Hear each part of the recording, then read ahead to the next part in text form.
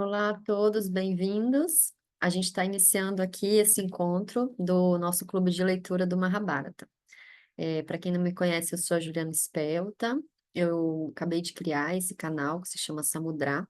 É uma escola de expansão da consciência que tem como objetivo compartilhar conteúdos gratuitos sobre expansão de consciência, sobre práticas integrativas como yoga, meditação, práticas de respiração, mas também discussões que vão mesclar esse olhar de ciência, espiritualidade, filosofia. Então, a gente vai ter diversos conteúdos aqui.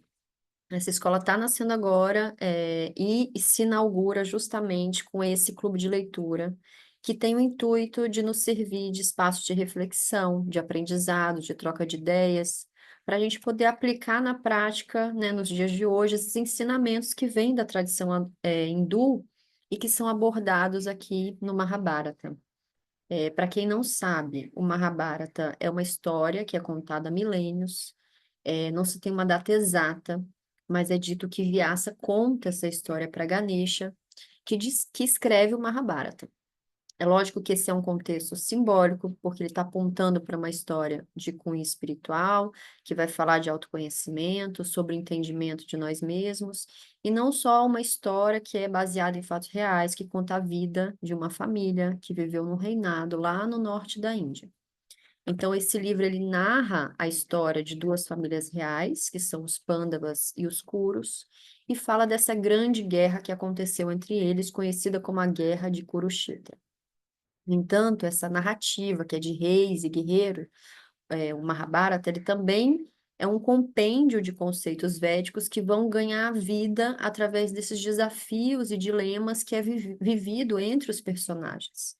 Então, ao longo dessa leitura, a ideia é que a gente possa fazer reflexões, né, com estes conceitos que vão surgindo no épico, mas que a gente possa também trazer uma visão, da psicanálise, da filosofia, por isso que a gente está aqui contando com a presença da minha amiga querida e também brilhante filósofa e psicanalista, né, Nadir Vilardo. Ela vai nos presentear com alguns insights, né, de aprofundamento durante a leitura. Então, a ideia aqui é que eu traga a leitura com vocês, quem quiser acompanhe a leitura com o livro, ou então apenas numa atitude reflexiva, né, com os olhos fechados, absorvendo o que vai ser lido. De tempos em tempos, a gente vai interrompendo, a nossa leitura para esse bate-papo, para essas reflexões, né? Então, bem-vinda, Nadir, que vai estar aqui comigo o tempo todo. O livro que a gente escolheu para fazer a leitura, né, inclusive foi uma indicação da Nadir, é esse aqui, né? Ele é escrito por William Buck, que descobriu o Bhagavad Gita, né, numa biblioteca lá em 1955, nos Estados Unidos, e ele ficou fascinado com essa leitura. Então, a verdade é que o Mahabharata, que ele leu na íntegra, é uma coleção de 11 volumes, com mais de 5.000 páginas, com mais de 100 mil versos, né? E que naquela época estava sendo reimpressa na Índia. E foi na leitura do terceiro volume que ele decidiu que ele reescreveria essa história para ficar acessível mesmo para o público contemporâneo. Então, não se trata de uma tradução, tá? Já que esse livro, ele é 1/10 do original. O que esse autor fez foi condensar a história, só que ele seguiu a mesma sequência dos acontecimentos do épico, né, sânscrito. Inclusive, ele usou as mesmas técnicas que foram usadas no texto original. Então, ele conta história dentro de histórias, ele fala de visões do passado, ele coloca as lições de moral, né, que são postas pela boca dos personagens em seus diálogos. Então, por isso, né, que, mais uma vez, durante a leitura, a gente vai contar uma história que está lá dentro do livro, a gente faz uma interrupção, né? E para cada história contada, a gente traz uma reflexão referente a essa própria história e de acordo com a visão, né, que Nadir pode trazer para a gente, pode ampliar. E, claro, todos vocês que estão aqui participando podem deixar comentários para depois a gente falar numa próxima live, nos próximos encontros, já que esse encontro vai acontecer semanalmente, né? Então, você deixa aqui os seus comentários, as suas reflexões, que a gente pode acrescentar aos nossos próximos encontros, comentários de vocês também. Então, a gente queria começar dizendo que esse livro a gente não vai ler aqui o apêndice, ainda não vai ler o comecinho, a gente vai começar pela introdução, não vai fazer a introdução também. Vamos começar pela página 30.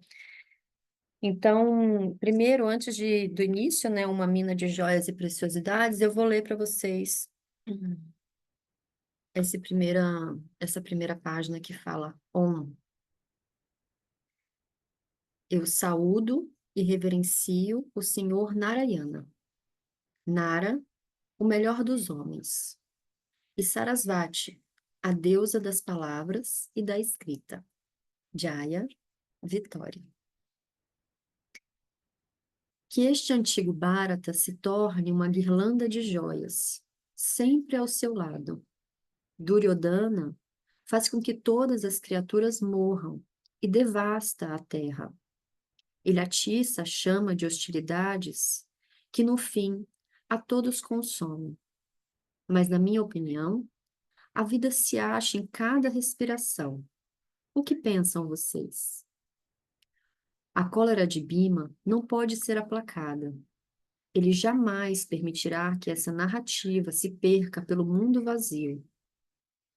Arjuna é o príncipe de todos os arqueiros, com encantos e conjuros atordoantes. Ele protege essas páginas de beleza, ornada de expressões graciosas e de conversas entre homens e deuses. Nakula é moreno e Saradeva claro. Não tem rivais. Em todo este mundo de homens, em beleza e força e excelência de conduta. Yudhishthira é a personificação de toda a virilidade. O seu coração é bom. Não lute contra ele. Não procure a derrota. Karna recusa-se a lutar, exceto só.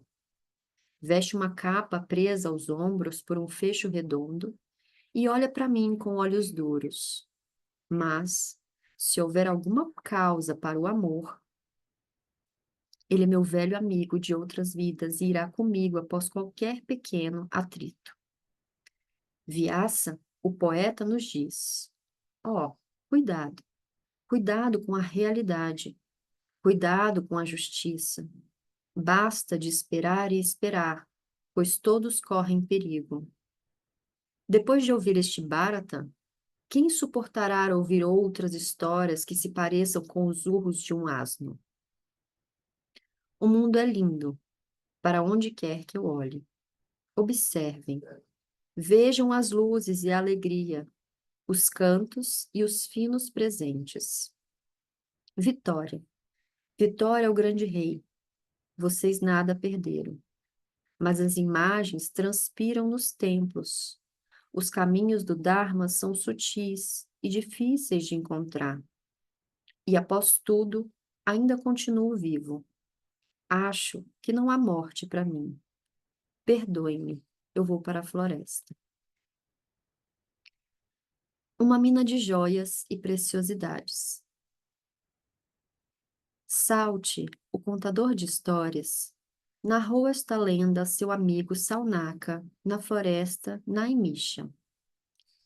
Curvado em humildade, Salte vinha à noite vagando pelo mato, quando viu diante de si o fogo intenso que ardia, noite e dia, guardando a casa de Saunaka na floresta. Saunaka lhe perguntou: Salte dos olhos de lótus, de onde vem vagando você? Salte respondeu: Venho de Hastinapura, do sacrifício das serpentes do rei Janamejaya, dos Kuros. Ouvi então Mahabharata de Vyasa, escrito pela primeira vez para o poeta pelo deus elefante Ganesha. Como isso aconteceu? Salte respondeu: Eu lhe contarei. Ouça. Durante 3 anos, Vyasa compôs mentalmente o Mahabharata e, ao terminar, convocou Ganesha para ser o seu escriba. Veio o filho de Shiva e perguntou-lhe: Por que me chamou? Vyasa replicou: Não remove você todos os obstáculos e todas as barreiras? Não é você o Deus dos ladrões e dos escritores? Põe o meu livro em palavras escritas, conforme eu o narrar. Ganesha sacudiu sua tromba e o ar sibilou. Mas há livros e livros. O seu é um livro muito bom? É. Ganesha riu, e a sua enorme barriga tremeu. Deixe-me apenas livrar-me de todas essas coisas. E largou o búzios e o lótus, e o disco e o machado, que segurava em suas 4 mãos. E começarei a escrever para você. Mas se uma só vez interromper a história, eu irei embora e jamais retornarei. Com uma condição, disse Vyasa. Se você não compreender o que eu quero dizer, deve parar de escrever até que tenha compreendido. Está certo. No mesmo dia em que eu nasci, cometi o meu primeiro erro, e por este caminho venho buscado a sabedoria desde então. Ouça. Eu já nasci adulto do aljofar do corpo de minha mãe. Estávamos sós, e Devi me pediu: guarde a porta, não deixe ninguém entrar, pois vou banhar-me. Shiva, então, a quem eu nunca tinha visto, voltou para casa, e eu não deixei que ele entrasse em sua própria casa. Quem é você para barrar a minha entrada? Perguntou ele irado. Mas eu disse: nada de mendigos aqui, vá embora.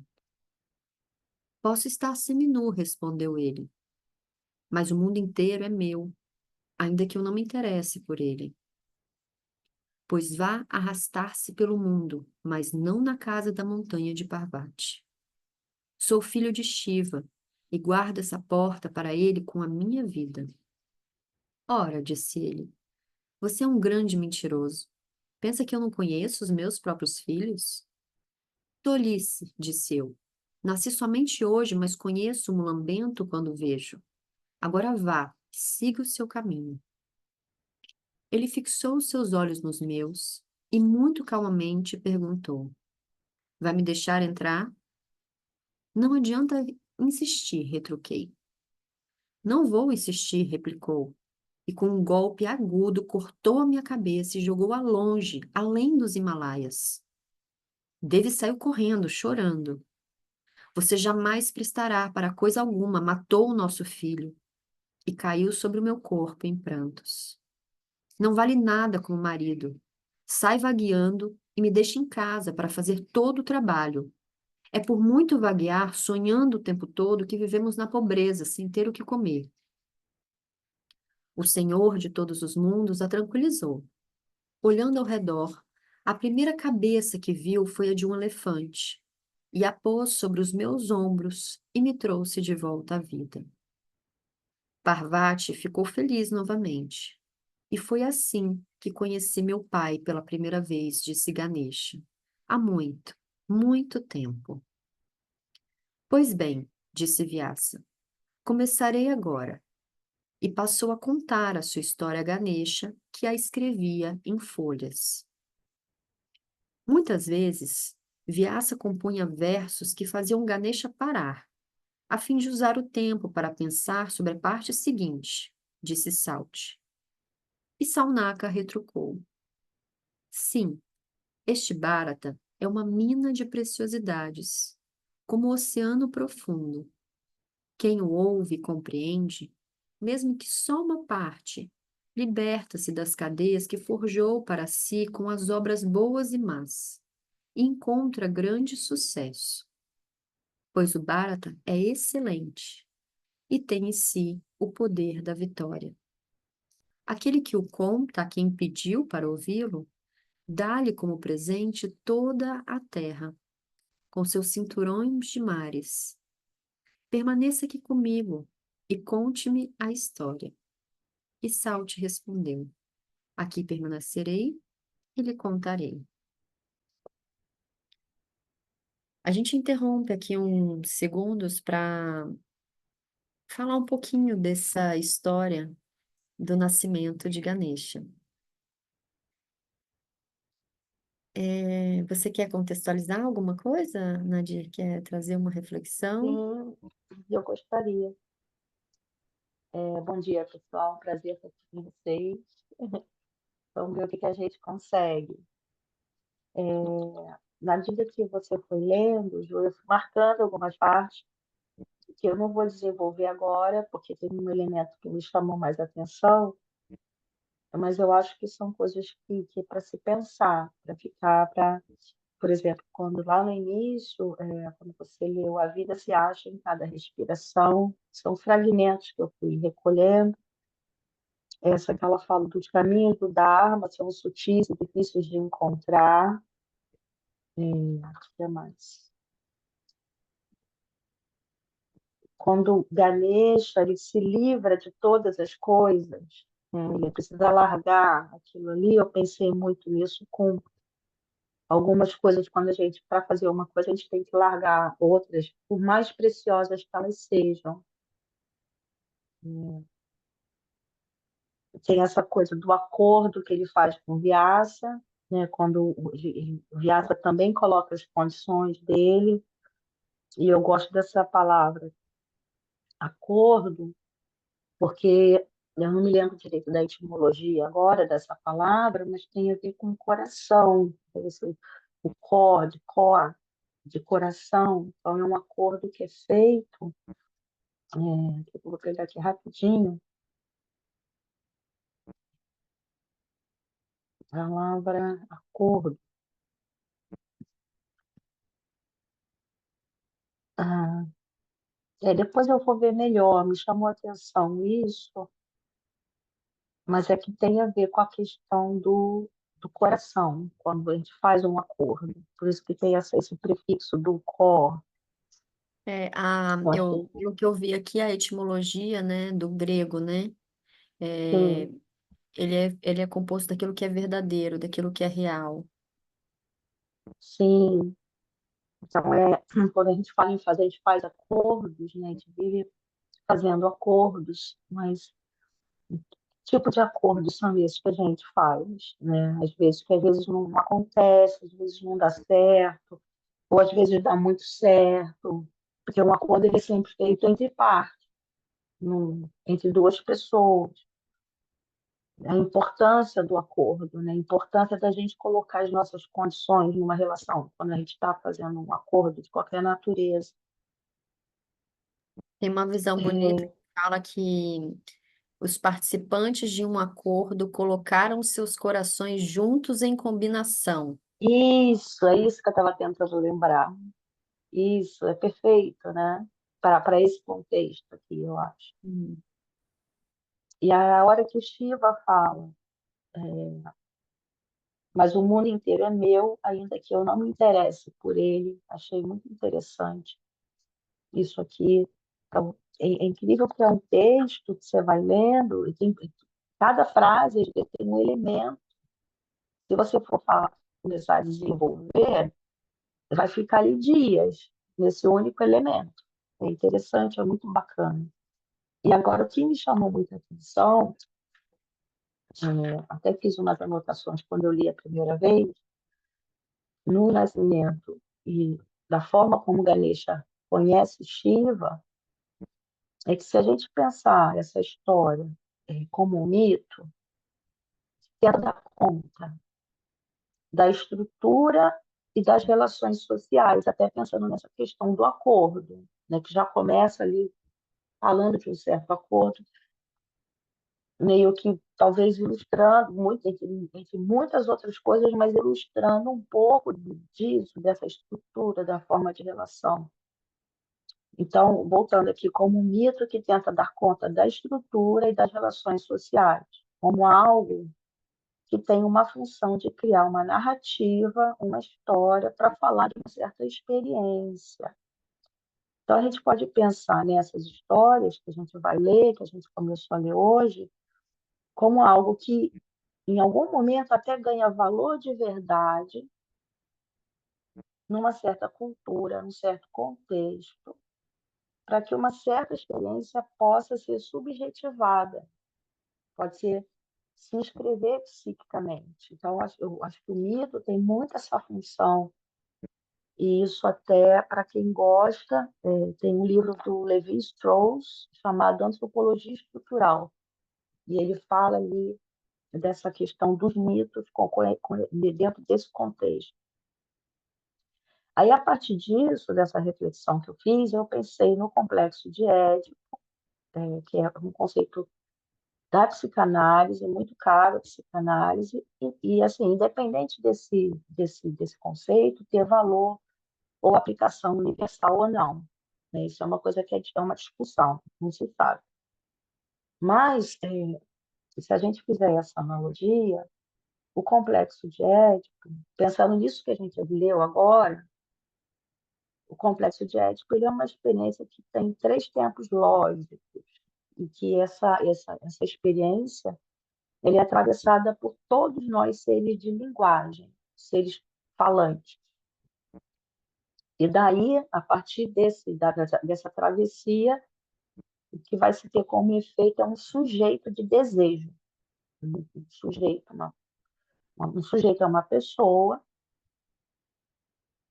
mas ele é sujeito dos atos dele, das ações dele, embora ele também seja assujeitado, esse termo sujeito, a gente pode ver até não só como sujeito de ação, sujeito da consciência, mas sujeito na etimologia grega, vem dessa ideia do assujeitamento, de estar submetido a algo. Então, ao mesmo tempo que eu sou sujeito da minha ação, a minha ação parte também de algo para o qual estamos assujeitados e que a gente não sabe muito bem o que é. E é isso que vai nos guiando, às vezes, por caminhos que a gente não sabe muito bem para onde a gente está indo e onde a gente vai chegar. Tá aí voltando no Édipo, né? Então, no primeiro tempo, prevalece a relação da mãe e criança. Então, tá lá, Ganesha e Parvati, ele e a mãe dele. A criança, ela está, desde já, submetida à mãe, à sua onipotência e até a seus caprichos. Então, é a hora que a Parvati fala, olha, toma conta aí que eu vou tomar um banho. Então, ali é uma relação fusionada, mãe e criança, não tem nenhum outro elemento entre eles dois, né? E é interessante que ele vai para a porta exatamente para impedir que entre um terceiro elemento nessa relação, protegendo a relação. E aí é uma relação amalgamada com uma suposta complementariedade. Tá? É suposta, que não tá tudo ali, não precisa mais nada. Aí no segundo tempo do Édipo entra um terceiro elemento, que aqui no caso seria Shiva. E aí o papel desse terceiro elemento, a função dele, é fazer a separação entre a mãe e a criança. E eu acho que o momento, eu tomei dessa maneira que Shiva vai lá e corta a cabeça de Ganesha, é um momento que ele promove essa separação, ao mesmo tempo que ele mostra ali, quando ele fala, olha, eu não vou nem insistir, eu não vou negociar, o que você está pensando que você é? Quem manda aqui sou eu, é meio isso. Mostrando quem manda ali, que ali não se trata de um capricho, mas tem algo ali que é de uma lei, da natureza de uma lei, e quem coloca essa lei é ele. Nadia, se eu entendi o complexo de Édipo, então, primeiramente, é essa relação entre mãe e filho. Isso, mãe e Essa relação criança. que ela que só acontece entre os dois. Então, quando entra o elemento do pai, o Shiva, essa relação ela começa a se quebrar, ela se. É quebrar, separar, é separada, né? Na verdade, a mãe é a mãe que é privada da criança. O pai entra para privar, fala assim, olha, por quê? Porque esse terceiro elemento pode ser qualquer coisa, não necessariamente um homem ou um pai físico concreto, mas é algo que entra para reivindicar o lugar da mulher para além da mãe. Então, a mãe, para ser uma boa mãe, ela tem que antes ser mulher. Daí ela vai ser uma mãe, que nem falava o Winnicott, suficientemente boa, né? Nem a mãe maravilhosa, perfeita, porque o que acontece muitas vezes é que a mãe acaba falhando, vamos dizer assim, exatamente porque ela tenta ocupar esse lugar de mãe perfeita, de não deixar faltar nada para o seu filho. Ela está ali com todo o amor do mundo, com boa intenção, mas ela, sem saber, ela está criando um problema muito sério. Ela tem que se reconhecer como mulher, porque é a partir do desejo dela como mulher que o filho ou a filha vão poder também desejar alguma coisa. Aí depois, no terceiro tempo, o pai, ou esse terceiro elemento, vamos dizer, ele entra, vai fazendo uma reconciliação, passando para a criança, seja homem ou mulher, uma coisa que a gente chama, passa pelo dom, do dom de amor mesmo, da dádiva. A criança, a partir disso, ela percebe que ali existe uma lei e que dentro dessa lei, desse contexto, e não é a lei do Código Civil, ou a lei, não, é a lei que é subjetivada ali no interior desse contexto familiar, dessa família.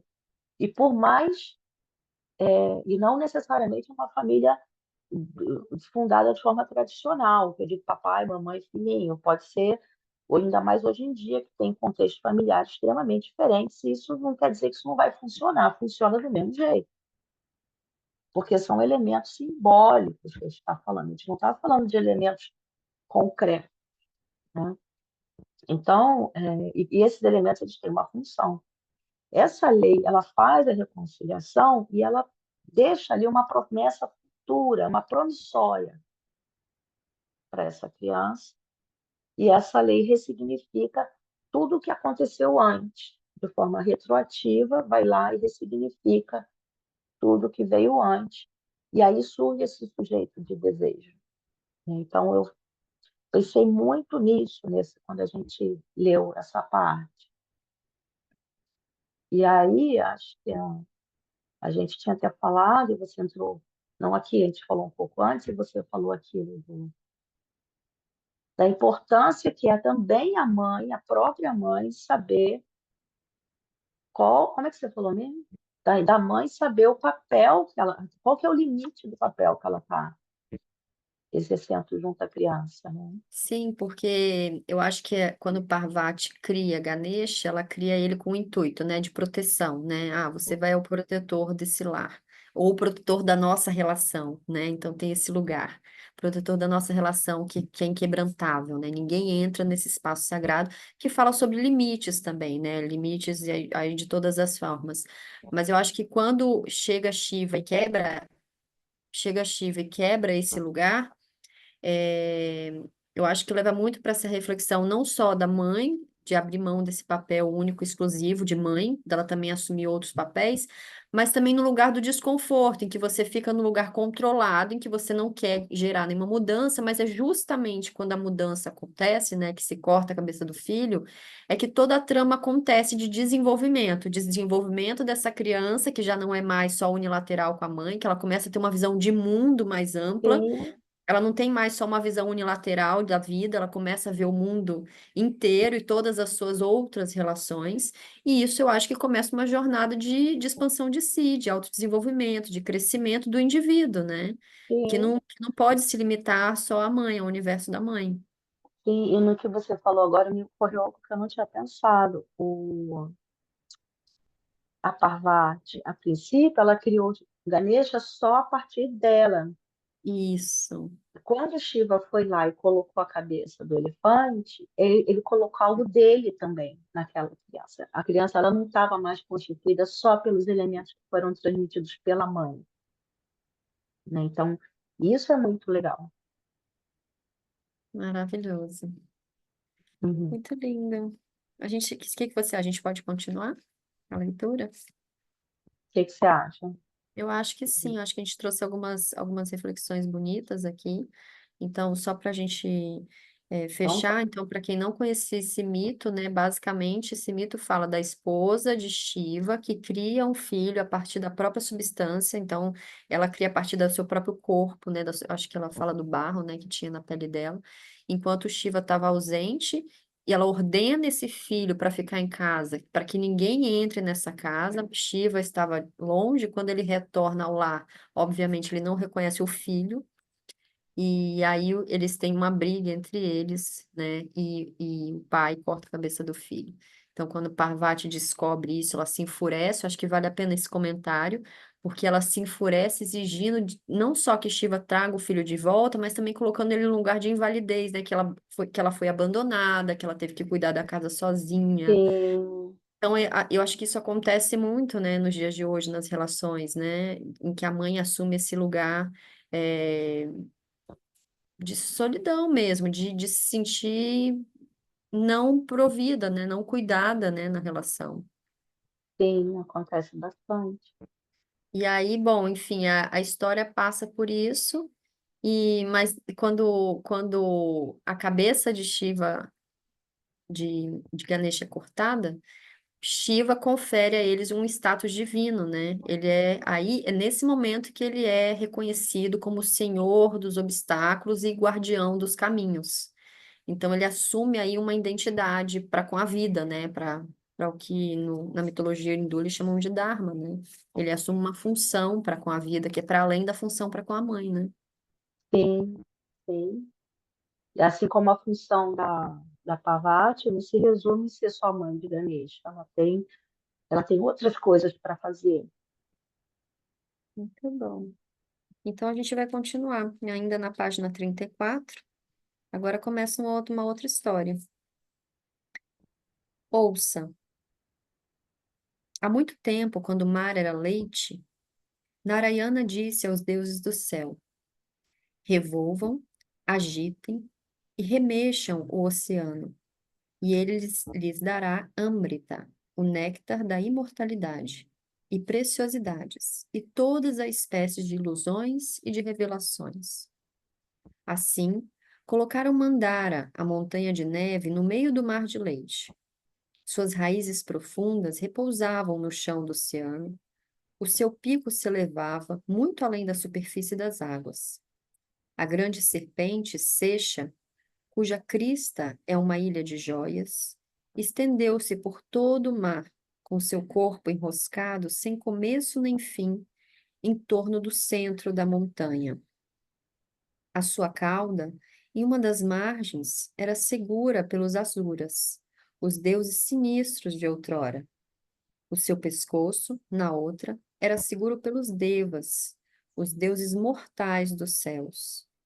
Eles puxavam ao mesmo tempo e a montanha se revolvia primeiro para um lado, depois para o outro, enquanto as árvores e as pedras eram atiradas ao mar espumante. Primeiro, a lua, suave, ergueu-se do mar de leite. Depois Lakshmi, a que traz prosperidade aos homens, e a joia de grande lisura que adorna o peito de Narayana. A Airavata, o elefante de Indra, branco como as nuvens. E Surabi, a vaca branca que concede a realização de qualquer desejo. E Parijata, a árvore aromática dos desejos. Iramba, a ninfa, a primeira das apsaras. E, finalmente, Danvantari, o médico, vestido de branco, trazendo um cálice de Amrita, a essência da vida. Subitamente, um veneno rompe fumegante dos mares e o leite se torna água salgada. Shiva, o senhor das montanhas e das canções, engoliu o veneno para salvar os mundos. Prendeu-o na garganta e seu pescoço tornou-se azul, iridescente, como as asas da borboleta. Shiva pôs a lua crescente como um ornamento em seus cabelos. Narayana tornou-se mulher, linda como seu desejo, e levou consigo o cálice da vida. Agora, milhares de rios correm rapidamente para o mar e se rivalizam pelo seu amor. No oceano estão os palácios dos reis serpentes que governam os rios da terra, e distante das margens, no coração das profundezas, ruge o rubro fogo submarino que ferve a água e transforma em nuvens de chuva. As fases da lua fazem o oceano subir e descer com os ritmos lentos do tempo. Nos confins da terra, dança o mar, com as suas ondas de mãos erguidas, imenso como o espaço e vasto como o tempo. Esse é um mito bem importante, né, que chama Samudra Manthan. É um conto entre devas e demônios, né? Eles brigavam para buscar a imortalidade, né? Ambos eles sabiam da existência desse néctar divino, que era chamada de Amrita, que era escondido no fundo do oceano de leite. Esse néctar tinha esse poder de conferir imortalidade para quem bebesse ele, só que o néctar estava lá no fundo do oceano, e para extrair esse néctar de lá, eles tinham que ter ação conjunta. Então, apesar deles serem rivais, né, os devas, né, os deuses e os asuras, que eram os demônios, eles tinham que unir força para bater aquele oceano de leite para que subisse esse néctar da imortalidade. E aí eles pediram ajuda para Vishnu, que deu orientação para eles. Olha, pega essa montanha aqui como um eixo para ser essa batida, usa essa serpente para ser a corda que vai agitar esse oceano. E aí, esse néctar foi emergindo do oceano, e nesse momento que emergiu, o Vishnu, ele assume de novo uma forma de uma mulher encantadora, de Mohini, né? E ele vai lá, ele distrai os demônios. Isso não é contado aqui nesse conto, mas nessa história, mas ele distrai os demônios, e ele pega esse néctar divino, e ele distribui esse néctar para os devas, né? Para garantir para eles a vitória e a imortalidade. Então, assim que é contado, né, essa história. E para mim esse oceano de leite fala muito, eu não sei o que que você acha, o que que você sente dessa perspectiva, né, do inconsciente coletivo, né? Como que se esse oceano de leite, mais do que um espaço físico, ele não pode ser visto como, sei lá, um símbolo da nossa mente, né? Sim, eu estava pensando nisso. Eu não sei se seria um inconsciente coletivo, mas algo, se a gente pensar que é algo que estrutura a gente de uma forma ampla, não só a gente, mas é uma questão não porque o inconsciente ser coletivo, mas algo de uma estrutura onde todos estão mergulhados ali, né? Vai sair a palavra mergulhada no mar. Sim. Mas é porque tem isso, são nossos potenciais, são nossos talentos, mas também são os nossos medos, os nossos questionamentos, e tá tudo ali, né, submerso, né? E aí eu acho que o E, convite é trazer isso para tona, né, com essa agitação. Como é que a gente e, a, e, começa a a, se descobrir, a se revelar, quando traz à superfície tudo isso que está ali, lá embaixo, né, esse néctar. e a possibilidade de poder ocupar diferentes lugares, diferentes ao longo de uma experiência, a gente vai, esses lugares eles vão sendo alternados, trocados, substituídos. Uma hora é um, outra hora é o outro, mas a estrutura é basicamente a mesma. E eu fiquei perguntando se, de repente, o Angrita, que fala? Angrita? Ambrita, Amrita. Ambri, Ambrita, se o Ambrita, se esse néctar não tem a ver com a própria essência do desejo, porque o desejo, o cálice da vida, é o desejo que faz a gente poder talvez se imortalizar, não no sentido de nunca morrer, mas no sentido de a gente fala muito na psicanálise, tem uma segunda morte, né? A primeira e a segunda morte, tem várias discussões em torno disso. A primeira morte é quando a gente morreu, o corpo físico morreu, mas a segunda morte é quando aquilo que você criou, aquilo que você construiu para você como nome, como sujeito, né? Você, a Juliana, a Nadia, esses nomes eles vão continuar durante algum tempo, sendo falados, né? A gente ainda, nós somos pessoas muito, vamos dizer, comuns, assim, no dia a dia. Tem essas pessoas que marcam a história de alguma forma, fazem alguma coisa que marcam a história para sempre. E aí passa 100, 200, 300, 500, 1000, 2000. Aí estamos aqui nós falando do Mahabharata. Então, de sei lá quantos mil anos depois. Então, a segunda morte é quando isso desaparece, quando isso some. Eu estou falando, não sei muito bem, lembrei, por causa da imortalidade. Então, assim, naquilo que a gente, sem pensar muito em termos de ideais elevados e tudo, mas é a partir daquilo que a gente faz, daquilo que é possível a gente fazer, com aquilo que nos habita, com aquilo que nos atravessa em termos de afeto, é da forma como a gente lida com tudo, e isso é a gente sendo movimentado por um certo desejo, é com isso que a gente pode estender um pouco para além da própria vida que a gente vive para outros, porque isso vai passando, né? Que nem o Mahabharata é algo meio imortal, vamos dizer assim como seus personagens, as histórias. E me chamou a atenção também o fato de que tanto a montanha quanto a serpente são insígnias fálicas. Fálicas no sentido porque e na própria Índia tem o símbolo do falo, né? Uhum. E esse falo, ele nada mais é do que a representação do próprio desejo. Então, para a gente, o desejo é aquilo que pode ser desejado, não tem nada específico. Esse desejo pode ser preenchido com qualquer coisa, qualquer coisa mesmo.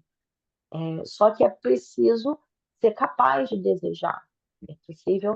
É possível querer desejar, né? É que a gente é muito dividido, a gente, tanto é que ele fala aqui, né?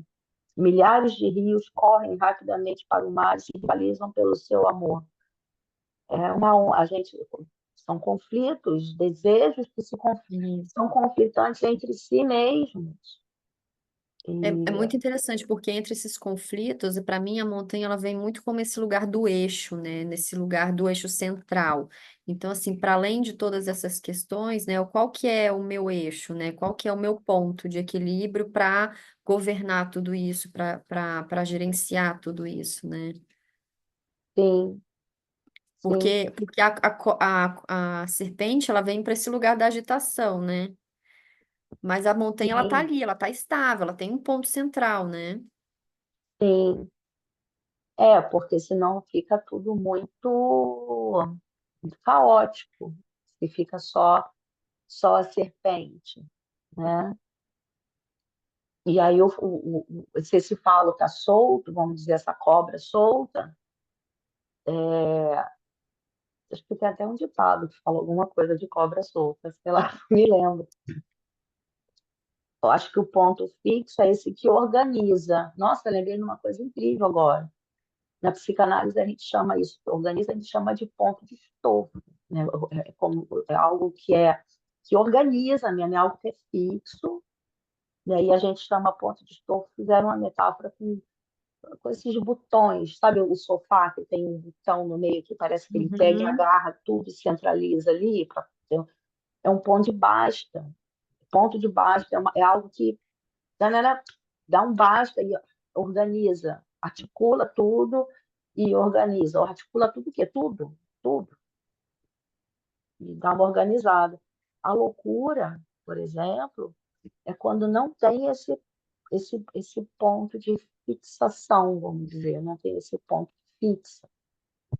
A pessoa, É, ela fala, mas eu acho que vem, é aí que vem esse caminho da nossa busca de autoconhecimento, busca de autoanálise, né? Então, como é que eu encontro esse meu eixo fixo para eu poder fazer esse enfrentamento de dualidade, de obstáculo, de desafio, de questionamento, de desejos?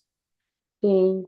Então, nós vamos ser autoanálise, autoconhecimento, sim, mas que autoanálise, tanto é que não tem como fazer isso sozinho. Você vê que ele vai pegando elementos e vai colocando.